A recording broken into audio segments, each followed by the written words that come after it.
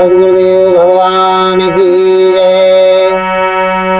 गुरुर् ब्रह्मा गुरुर्विष्णु गुरुर्देवो महेश्वरा।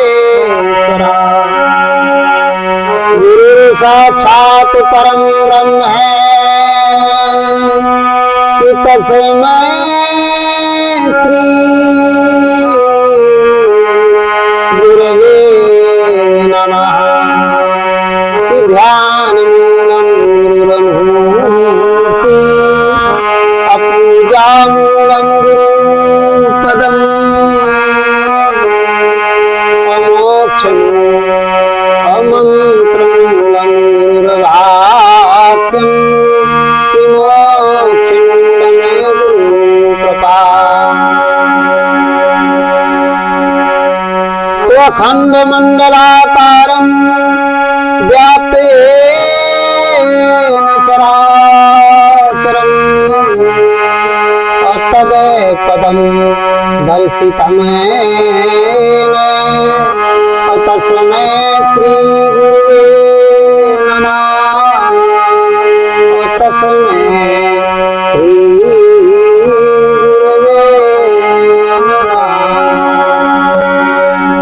बोले सद्गुरुदेव भगवान की जय। हृदय में स्थित परमात्मा राम की जय।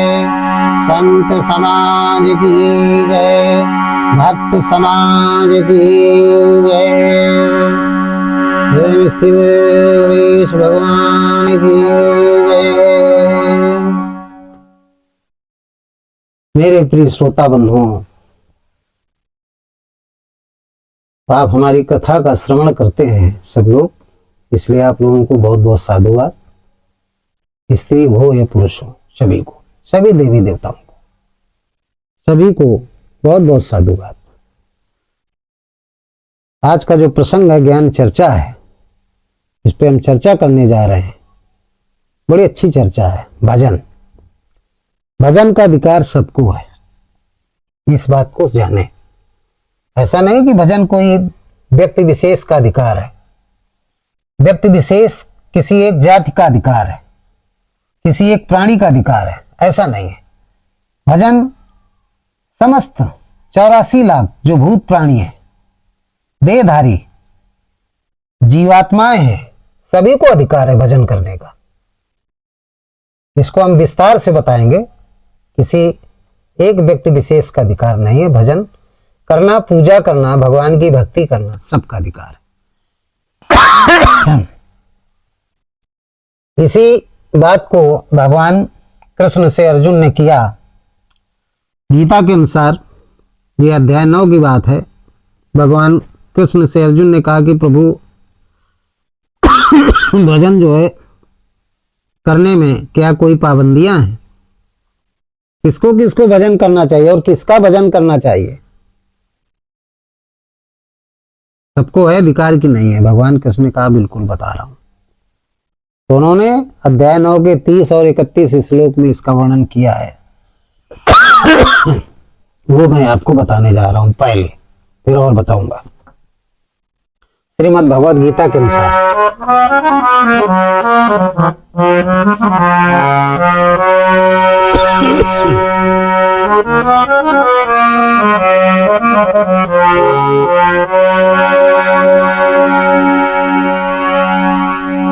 तो कहते हैं, भगवान कृष्ण कहते हैं अर्जुन से, अर्जुन सुनो कि अपि चेत सदुरा चारो भजते माम नन्यवात, असाधु रेव से मंतो वे असम्यग वे सितो ही सा। कि अपि चेत सुदुराचारो भवति भजते माम नन्यवात, असाधुरेव सामन्तु वे सम्यग् वेशितो हि सः। अपिच्यते अपिच्चेत सुदराचारो भजते माम नन्य भाग। और क्या बताया, साधुरेव से यंत व्यय संभग व्यय सितो ही शाह। भगवान कृष्ण ने कहा कि मेरे भजन जो परमात्मा का भजन है, हे अर्जुन मैं तुझे वो गुप्त ज्ञान बता रहा हूं जो परमात्मा तेरे अंदर मेरे अंदर सबके अंदर है। उस परमात्मा के भजन को जो तू पूछता है कि केवल साधु ही कर सकते हैं, अन्य लोग कर सकते हैं कि नहीं, जो असाधु हैं वो कर सकते हैं, तो भगवान कृष्ण ने कहा उस परमात्मा का भजन सभी लोग कर सकते हैं। अत्याचारी, दुराचारी, कोई भी हो, एक परमात्मा का भजन यदि वो करता है, चाहे वो अत्याचारी हो और चाहे दुराचारी हो, कैसा भी मनुष्य हो, यदि वो एक परमात्मा का भजन करता है, जिसको राम कहते हैं, शिव कहते हैं, अल्लाह कहते हैं, गॉड कहते हैं, विश्व के अणु अणु में है इसलिए विष्णु कहते हैं, सत्य है उसको शिव कहते हैं, रमे निरंतर आत्मा सब घटाट हो याम, ताई से बुद्ध संत जन कहता सुनाम, उसको राम कहते हैं। तो एक परमात्मा का जो भजन करते हैं, चाहे वो दुराचारी हो चाहे अत्याचारी हो, वो साधु की श्रेणी में आ जाता है, साधु मानने के योग्य हो जाता है, उसको साधु कहा जा सकता है यदि वो भजन कर रहा है। तो अर्जुन ने कहा प्रभु क्या उसको साधु मान लिया जाए, क्या साधु हो गया? बोले साधु हुआ नहीं, लेकिन साधु हो जाने की स्थिति में आने में कोई संदेह नहीं है कि साधु नहीं होगा, क्योंकि उसने भजन प्रारंभ कर दिया है, तो उसको साधु ही मानिए। उस सबको अधिकार है, चाहे वो साधु हो चाहे असाधु हो, चाहे पाखंडी हो चाहे दुराचारी हो चाहे अत्याचारी हो, एक परमात्मा का भजन करने का अधिकार सबको है और कोई नियम नहीं है। किसी भी स्थिति में आप हैं, ठाड़े बैठे परे मुताने राम कहें तुम बड़े सयाने, कैसी भी स्थिति में नहाओ या ना नहाओ, कैसी भी स्थिति में है आप राम का नाम ले सकते हैं। ये परमात्मा का पुण्य नाम है। स्थूल शरीर तो अपवित्र रहता है हमारा आप सबका, पवित्र हमें यदि करना है तो मन को करना है, क्योंकि मन पवित्र हो गया तो सब कुछ पवित्र हो गया। मन में जो तरंगें उठती हैं विषयों की, काम क्रोध मद लोभ, ये करना है वो करना है ये करना है, संसार के सारे कार्यों में मन की जो तरंगें हैं ये फैली रहती हैं। इन तरंगों को यदि हम मार लें तो मान लीजिए कि भजन हो गया। इस बात को किसी विचारक ने लिखा है क्या कि सबको अधिकार है भजन करने का। जो भजन किया जाता है मन को पवित्र करने के लिए किया जाता है। तो लिखा है कि मन की तरंग मार लो तो हो गया भजन, अवादत बुरी संभाल लो तो हो गया भजन। मन की तरंग मार लो तो हो गया भजन, अवादत बुरी संभाल लो तो हो गया भजन। की आदत बुरी संभाल लो तो हो गया भजन, मन की तरंग मार लो तो हो गया भजन। मन की तरंग मार लो तो हो गया भजन, आदत बुरी संभाल लो तो हो गया भजन। मन की तरंगे मारना बहुत जरूरी है। मन की यदि तरंग नहीं मार रहे हो, मन विषयों में आसक्त है और आप भजन कर रहे हो तो कोई मतलब नहीं, तोता रटंत है, कोई मतलब नहीं, सब व्यर्थ है। समय भी बर्बाद जा रहा है, धन भी आपका बर्बाद जा रहा है, तन भी आपका बर्बाद हो रहा है, कोई मतलब नहीं। सबसे पहले मन की तरंगों को मारना जरूरी है। मन की तरंग क्या है?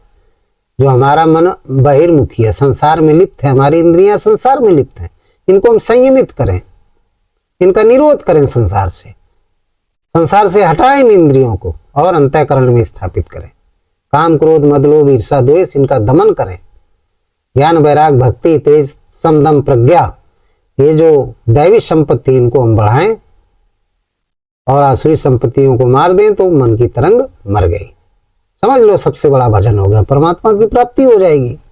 इसी बात को लेखकों ने लिखा है कि तरंगे मानना चाहिए। भजन सबको अधिकार है करने का, किसी एक व्यक्ति विशेष या व्यक्ति विशेष जाति का नहीं है कि केवल यही जात भजन कर सकती है, पूजा कर सकती है। यदि इसमें कोई रोक टोक कर रहा है तो वो सही व्यक्ति नहीं है, चाहे वो किसी भी जाति का हो। जो भौतिक जातियां बनाई गई, ब्राह्मण क्षत्रिय शूद्र वैश्य, ये समझ लो कि वो व्यक्ति इंसान नहीं है, उसको शैतान मानिएगा, राक्षस मानिएगा। एक तो रोकता ही नहीं कोई, यदि कोई रोक रहा है, बाधा डाल रहा है तो राक्षस है। तो भजन सबको करने का अधिकार है, किसी एक व्यक्ति को नहीं, कोई भी भजन कर सकता है। अब दूसरा श्लोक बताया,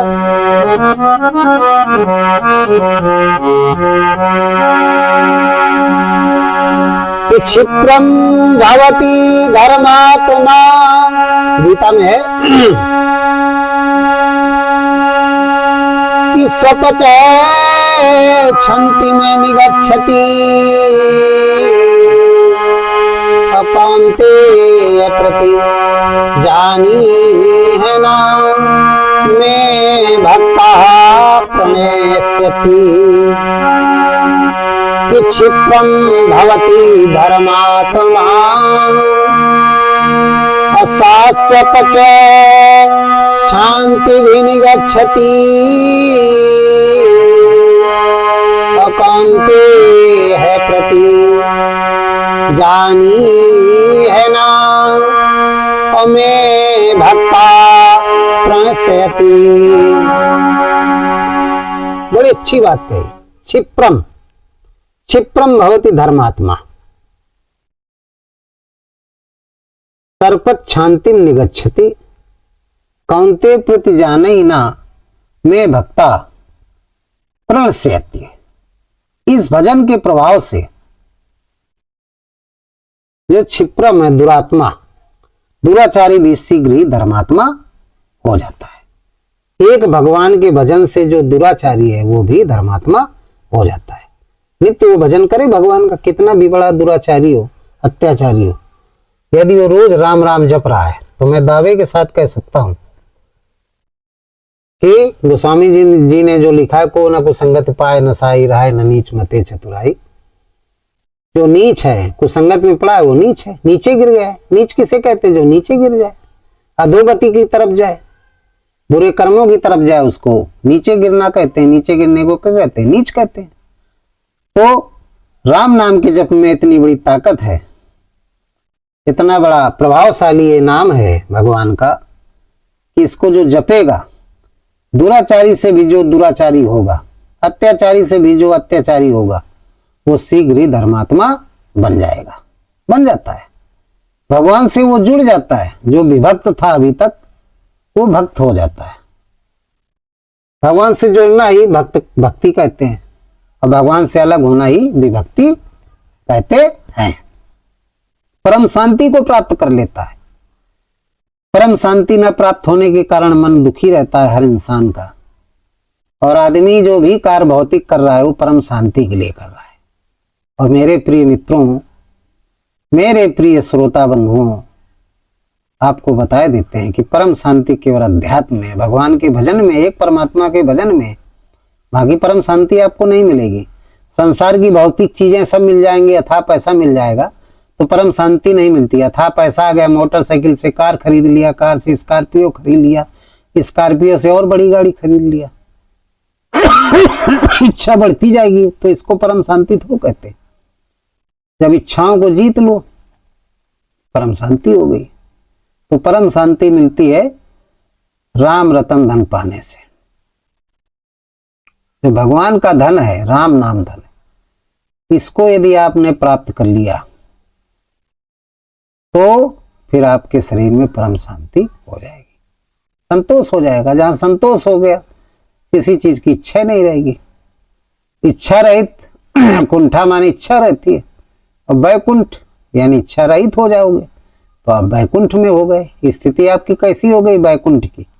अब वैकुंठ में रहता कौन है? परमात्मा रहता है, राम रहते हैं।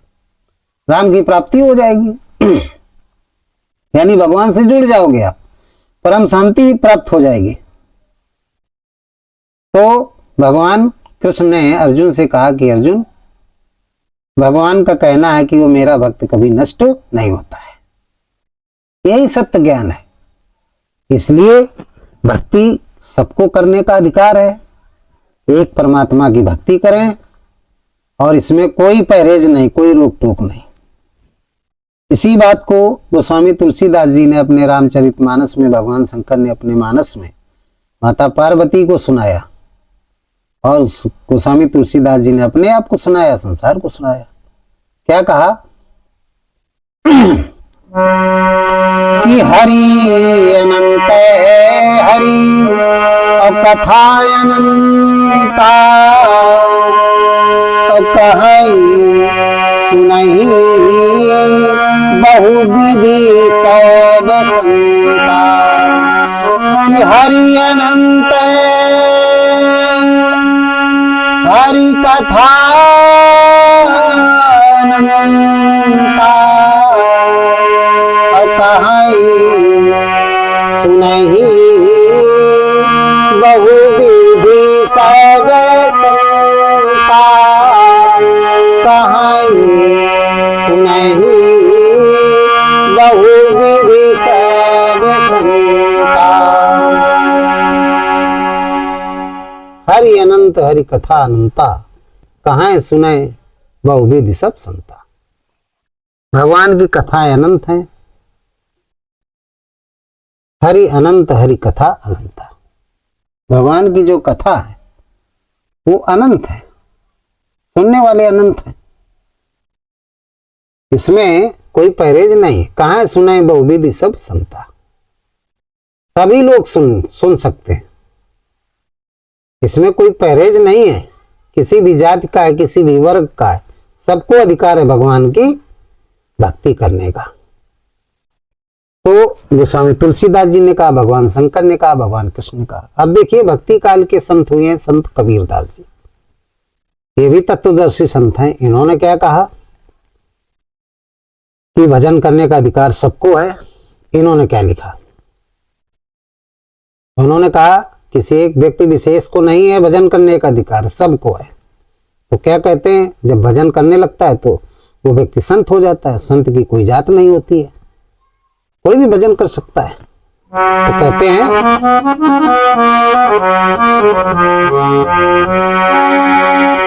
कि जाति न पूछो साधु की, पूछ लीजिए ज्ञान। अमोल करो तलवार का, कि पड़ी रहने दो म्यान। अमोल करो तलवार का, कि पड़ी रहने दो म्यान। जाति न पूछो साधु की पूछे लीजिए ज्ञान। अमोल करो तलवार का, कि पड़ी रहने दो म्यान। कि पड़ी रहने दो म्यान। बड़ी अच्छी बात संत कबीर ने कहा कि जात न पूछो साधु की, पूछ लीजिए ज्ञान। कोई भी संत महात्मा है तो उसकी जात मत पूछिए कि तुम किस जात के हो भक्ति करने के लिए। आप यदि सदगुरु बन रहे हैं, कोई भी शिष्य आपका है तो उसकी जात मत पूछो। ना गुरु को शिष्य की जात पूछना चाहिए, ना शिष्य को गुरु की जात पूछना चाहिए। भक्त को सदगुरु की जात नहीं पूछना चाहिए, सदगुरु को भक्ति की जात नहीं पूछना चाहिए। जाति न पूछो साधु की, पूछ लीजिए ज्ञान। यदि आपको पूछना ही है तो आप ज्ञान की चर्चा कर लो, ज्ञान के बारे में पूछ लो, आप ज्ञानी है कि अज्ञानी है। जैसे मोल करो तलवार का, पड़ी रहन दो म्यान। तलवार का मोल करो, मोल करो तलवार का, मोल करो तलवार का, पड़ी रहन दो म्यान। तलवार का मोल करने पे क्या देखना है कि तलवार में धार है कि नहीं है। म्यान को नहीं देखना है, म्यान के रंग को नहीं देखना है कि म्यान जिसमें तलवार रखी जाती है उसको म्यान कहते हैं। वो हरी है कि नीली है कि पीली है कि सुनहरी है, उसके रंग को नहीं देखना है, वो नहीं देखा जाता। तलवार खरीदते समय केवल ये देखा जाता है कि तलवार में धार है कि नहीं है। इसी तरीके से गुरु बनाने में ये देखा जाता है कि गुरु ज्ञानी है कि नहीं है। ये साधक को सोचना चाहिए, उसकी जात नहीं देखनी चाहिए कि किस जात का है। वाल्मीकि जी देखिए, जो लोग कह देते हैं वो वाल्मीकि थे, नीची जात के थे। हर एक तो जात है ही नहीं। तो जाति न पूछो साधु की, पूछ लीजिए ज्ञान। साधु की जाति नहीं होती कोई, जिस तरीके से कन्या की कोई जाति नहीं होती। जब तक वो शादी नहीं होती उसकी कोई जाति नहीं होती, जब शादी हो जाती है तो उसकी जाति हो जाती है। इसी तरीके से शिष्य को चाहिए गुरु की जाति न पूछे, उसके ज्ञान को परखें, जाने, तब उसको गुरु माने। गुरु करें जान के और पानी पियो छान के। पहले जानो और बाद में गुरु को मानो। यदि आप यहाँ गलती कर गए तो फिर गुरु गड़बड़ है, तो फिर आपका ज्ञान भी गड़बड़, उसका ज्ञान भी गड़बड़ होगा, आपका ज्ञान गड़बड़ हो जाएगा। गुरु कैसा होना चाहिए? जो टेढ़े रूपी मन को, टेढ़े चंद्रमा रूपी तुम्हारे टेढ़े मन को सीधा कर दे, वही सदगुरु है। और आजकल के गुरु अपने टेढ़ा मन नहीं सीधा कर पा रहे हैं, और टेढ़ा मन होने के कारण गुरु सब जेल में पड़े हुए हैं। एक जमाने में गुरु थे, आज वो जेलों में सड़ रहे हैं, क्योंकि अपने मन को अपने टेढ़े मन को सीधा नहीं कर पाए, इसलिए बहिर्मुखी हो गया मन। गलत काम किया, जेल में गए। ऐसे कोई थोड़ा जेल में जाता है, गलत काम करता है तब। न्यायपालिका है, वहां गलत नहीं होता है। तो जो सदगुरु आपके, जो अपने आप को गुरु कहते हैं, सदगुरु कहते हैं, तत्वदर्शी सदगुरु कहते हैं, यदि शिष्य के टेढ़े मन को सीधा नहीं कर पा रहे हैं, दुराव है, तो वो गुरु नहीं है, गुरु कहलाने के योग्य नहीं है। गुरु के टेढ़े मन को उनको सीधा करना चाहिए, वही सदगुरु है। तो वो चाहे जिस जात के हो, भजन करने का अधिकार है, भजन करवाने का अधिकार है। सब कोई भजन कर सकता है, ऐसे शिष्य है चाहे जिस जात का हो, उसको गुरु मानना चाहिए, उसको शिष्य बना लेना चाहिए। द्वैत में नहीं रहना चाहिए। द्रोणाचार्य जो थे वो द्वैत में थे, अद्वैत होना चाहिए। जो गुरु हो वो अद्वैतवादी होना चाहिए। एको ब्रह्म द्वितीयो नास्ति, ब्रह्म एक है। और शिष्य किसी भी जाति का हो, सबको भगवान का भजन करने का अधिकार है, सबको विद्या प्राप्त करने का अधिकार है। द्वैत को ही द्रोणाचार कहते हैं। द्रोणाचार के अंदर द्वैत था, मन दो जगह बटा हुआ था। जिसका मन दो जगह बटा होता है वो द्वैत विचारधारा का होता है, उसका कल्याण नहीं। उन्होंने एकलव्य को ज्ञान नहीं दिया था द्वैत के कारण। अद्वैतवादी होते तो उसको ज्ञान दे देते। उनकी पूजा नहीं होती, पूजनी नहीं है कि तुम शूद्र हो, हम केवल ब्राह्मणों को ही दे सकते हैं शिक्षा। आज वो निंदा के पात्र हैं। बड़े अच्छे अच्छे वीर थे, लेकिन उन्होंने समाज में, इतिहास में गलतियां की हैं। द्वैत विचारधारा के थे, उनकी दुर्गति हुई है द्वैत विचारधारा में। भ्रम के शिकार रहे, हम ही सब कुछ है। कर्ण के साथ यही अन्याय हुआ, यही एकलव्य के साथ अन्याय हुआ। भगवान श्री राम जी को क्यों पुरुषोत्तम कहा गया है? क्योंकि उनके अंतर्गत द्वैत नहीं था, इसलिए भगवान कृष्ण को और उनको मर्यादा पुरुषोत्तम कहा गया। कि प्रभु के दो ही सुंदर नाम, चाहे कृष्ण कहो या राम। प्रभु के दो ही सुंदर नाम, चाहे कृष्ण कहो या राम। बोलो राम राम राम, बोलो श्याम श्याम श्याम। बोलो राम राम राम, बोलो श्याम श्याम श्याम।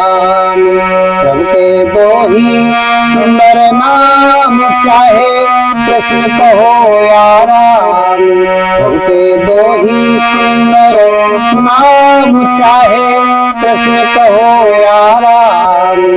बोलो राम राम राम, बोलो श्याम श्याम श्याम, बोलो बोलो श्याम श्याम श्याम। द्वैत में नहीं रहना चाहिए। द्रोणाचार्य जी द्वैत में रहे, इसलिए अधोगति को गए, काटे गए। तो द्वैत विचारधारा का नहीं होना चाहिए, अद्वैत विचारधारा का होना चाहिए। द्वैत विचारधारा का है उसका कल्याण नहीं है, किसी भी स्थिति में उसका कल्याण नहीं है। तो भजन करने का अधिकार सबको है, चाहे किसी भी जाति का हो, चाहे किसी भी वर्ण का हो, किसी भी स्थिति का हो, सबको अधिकार है। गुरु को चाहिए कैसा भी किसी भी जाति का हो शिष्य उसको, चाहे आप आज की युग की जो जातियां हैं ब्राह्मण क्षत्रिय शूद्र वैश्य, चाहे ब्राह्मण श्रेणी का गुरु हो, चाहे शूद्र श्रेणी का हो गुरु, चाहे वैश्य श्रेणी का गुरु हो और चाहे क्षत्रिय श्रेणी का गुरु हो, उसको शिष्य किसी भी श्रेणी का मिल रहा है, वैश्य हो क्षत्रिय हो ब्राह्मण हो शूद्र हो, किसी भी श्रेणी का है, किसी भी जाति का है, उसको दीक्षा देनी चाहिए, उसको ज्ञान देना चाहिए। क्यों? कब? जब आरती हो। बूढ़ो तत्व न साधु दुरावे, आरती जब अधिकारी पावे। यदि वो अधिकारी है, अनुरागी है, तो उसको ज्ञान देना चाहिए। मेरे प्रिय मित्रों, हम आप सब बराबर हैं। ये मानव तन मिला है, श्रेष्ठ है मानव शरीर। सारी चीजों को भुला करके, सारी गंदियों को भुला करके सभी मानवों से बड़ा प्रेम करिए। ये शरीर दोबारा नहीं मिलेगा मेरे प्रिय श्रोताओं। ये धीरे धीरे एक एक दिन निकल रहा है, इसको गहराई से समझिए। जितने हमारे आपके बुजुर्ग चले गए, देखिए सब जब तक जिंदा रहता है व्यक्ति तब तक उससे दुश्मनी लोग करते हैं, मर गया सारी दुश्मनी खत्म। यादगार हो जाता है, उसके अच्छे और बुरे कर्मों को याद किया जाता है। देखिए चला गया, जीवन को सही नहीं समझ पाया, चला गया। तो काम ऐसा करो कि जिंदगी के साथ भी और जिंदगी के बाद भी आपका नाम लिया जाए, ऐसा कुछ काम करो। अरे खाना तो सभी खाते हैं, आजकल पक्की छतों के नीचे सभी लोग रह रहे हैं, अच्छे प्रशासक हैं देश में, सबकी अच्छी व्यवस्थाएं कर दिया। पहले वाले भी ठीक थे, सब ठीक है। तो कहने का तात्पर्य है अच्छा काम करिए। कोई यदि कुछ कह रहा है छोड़ दो भगवान पर। एक भरोसे, एक बल, एक आस विश्वास, एक राम घनश्याम हित चातक तुलसीदास। आप चातक बन जाइए। पपीहे की तरीके स्वाति नक्षत्र की बूंद का सहारा लीजिए, टकटकी लगाए रहिए भगवान पर। निश्चित रूप से आपके हृदय में वो परमात्मा बैठा है, जो सो रहा है वो जागृत हो जाएगा। जो आपको हानि पहुंचाना चाहता है उसके अंदर भी यही आपके अंदर वाला परमात्मा उसके अंदर भी सो रहा है, वो इसी परमात्मा का प्रतिबिंब है। उसको जगा करके उसके अंदर जितनी भी आसुरी वृत्तियां उनको नष्ट कर देगा, वो आपका मित्र बन जाएगा। एहसास होगा कि हमने गलती की है।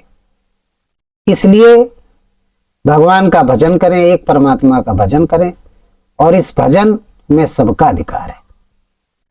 इसी के लास्ट में एक भजन हम सुना रहे हैं आपको, आप लोग सुनिएगा।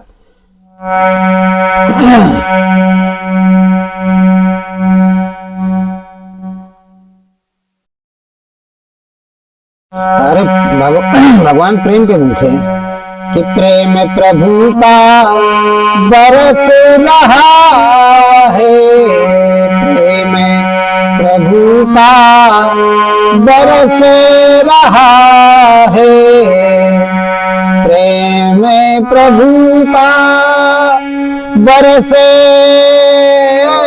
रहा है। हर पीले अमृत प्यासे, पीले अमृत प्यासे, प्रेम प्रभु का बरस रहा है। पीले अमृत प्यासे, सातों तीरथ तेरे अंदर, सातों तीरथ तेरे अंदर,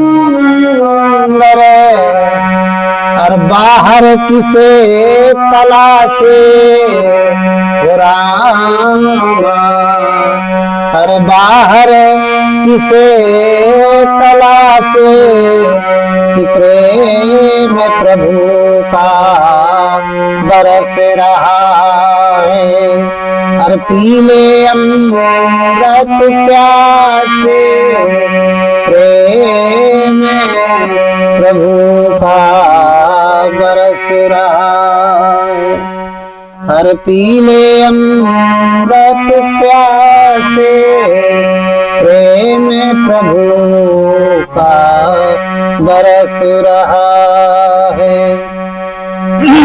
और कण कण में हरि, क्षण क्षण में हरि, कण कण में हरि, क्षण क्षण में हरि, सब जगह कण कण में भी है और क्षण क्षण में भी है। और मुस्काना पता नहीं किस रूप में आकर नारायण, और मन की आंखें खोल खोले, और तो ही दर्शन पाएगा, तो ही दर्शन पाएगा, पता नहीं किस रूप में तुझको मिल जाए नारायण।